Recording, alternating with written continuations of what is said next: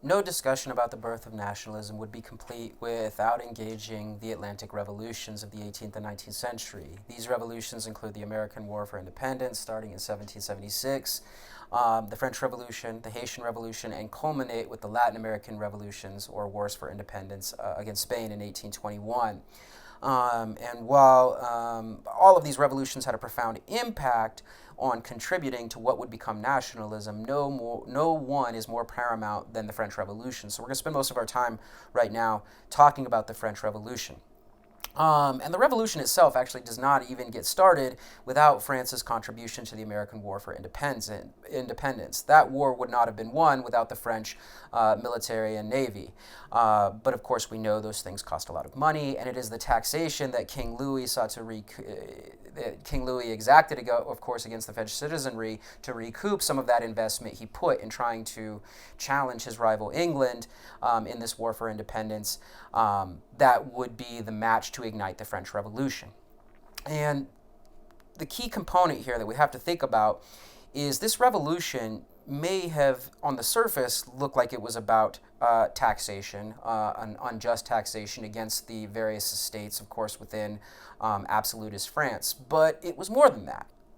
During the French Revolution, the formation of the National Assembly represented the synthesis of the ideas expressed by numerous Enlightenment philosophers, from Rousseau to Voltaire to Locke to Montesquieu to, of course, Thomas Paine and even Adam Smith. Again, these Enlightenment thinkers applied a more scientifically empirical lens to motivate what would eventually become nationalist constructions. That's eventually would become a hallmark of nationalist construction,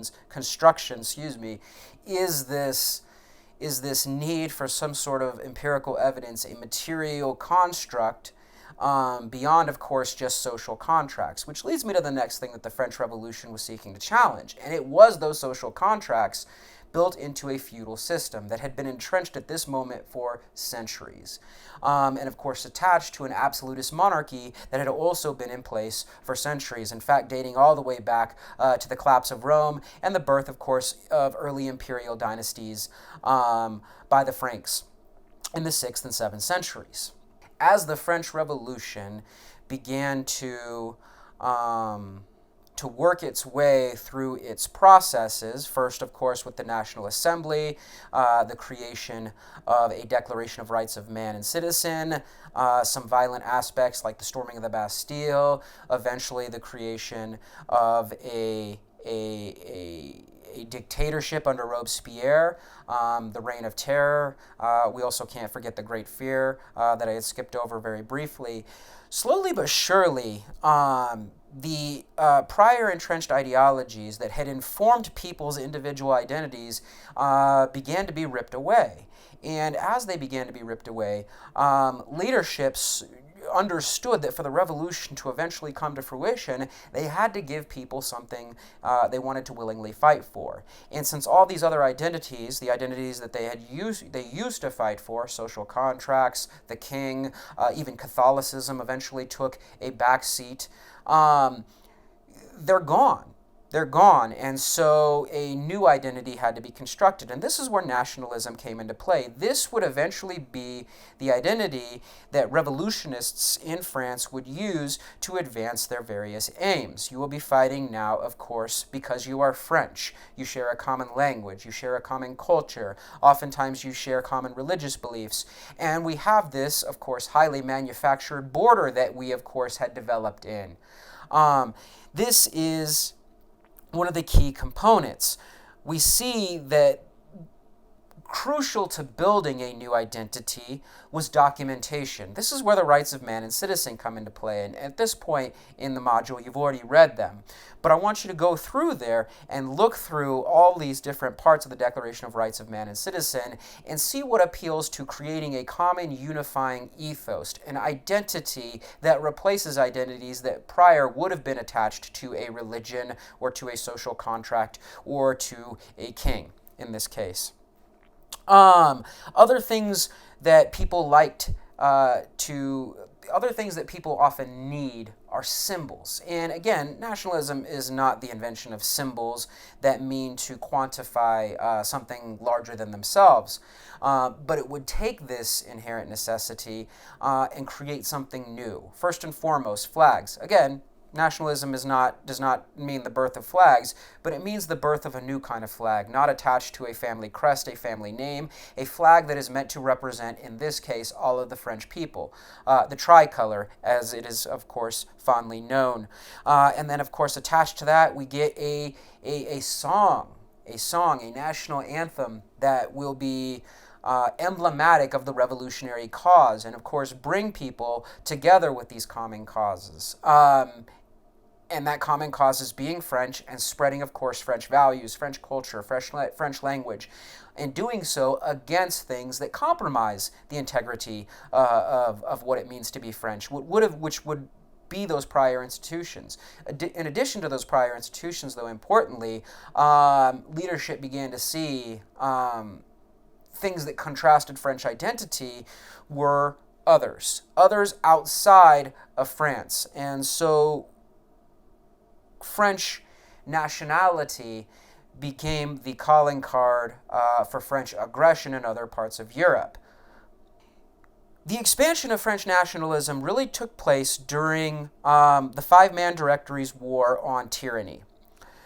This war on tyranny was engaged throughout Europe. This was the narrative that they sold, that other absolutist empires that still existed in Europe were compromising the integrity of the ideals of the French Revolution. And it was nationalism that they used to both conscript and recruit people to willingly go to other parts of Europe and fight. And as they became more and more successful, it is through the spread of this war on tyranny that nationalism and the French ethic began to spread. A nice trivial example of how pervasive the spread of French ideals were, since it's very difficult to quantify the spread of nationalism, is the spread of the metric system. That was actually a product of the French Revolution under the leadership of Robespierre to basically standardize what it meant to be French, primarily for the economy, but of course for other important things like exchange. And it is through the Directory's War on Tyranny that we see the spread of the French metric system. And while the French metric system itself does not represent nationalism, it is a good example of how quickly ideals spread. If you think about it now, basically the whole world uses this system of measurement, much like how the world, for the most part, identifies nationalistically. As the idea of nationalism spread throughout Europe, Europe also happened to be engaged in colonialism. So needless to say, in all of Europe's colonies around the world, a nationalist ethic eventually made its way to places like Southeast Asia, Sub-Saharan Africa, and even, of course, the Caribbean and parts of Latin America. And this nationalist ethic was actually quite appealing to a lot of these people. And this is where we get two other important parts of the Atlantic revolutions that begin to take place, and evidence, further evidence, more so than any metric system, the spread of nationalism. One of the most obvious places that we see evidence of the spread of nationalism through European colonialism is in Haiti. And without going through the entire story of the Haitian Revolution, it actually was one of France's own colonies. It is an instant where both free blacks and slaves were able to overthrow the white colonial masters of Haiti. And they did so under, of course, the ideological auspices of the Declaration of Rights of Man and what had been taking place in France. These Haitian revolutionaries essentially saw the qualities that were emanating from France of equality, of brotherhood, of liberty, and sought those for themselves. And in turn, the National Assembly, of course, also eventually abolished slavery, though it would later be reenacted during the Napoleonic Wars. But they used this as motivation to overthrow their plantation and their white colonial masters. Not only did they successfully overthrow their white colonial masters, they were able to defeat both English and Spanish interventions who sought to take advantage of the Haitian Revolution. But upon success, what we see built, particularly in Haiti, is a new nation state, the second independent nation state in either North or South America, under a strong national construct. They built the idea of what it meant to be Haiti.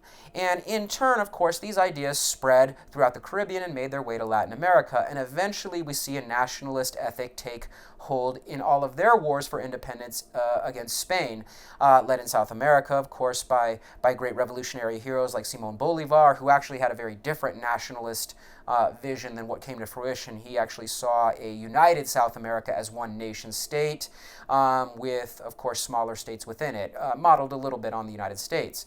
That didn't necessarily work out. However, they were all still able to attain certain independence based on nationalism. And in fact, the reason Bolivar's vision didn't come to fruition is because of nationalism in certain other places. They did not necessarily see common cause across all of Latin America, and new nation states had to come to fruition.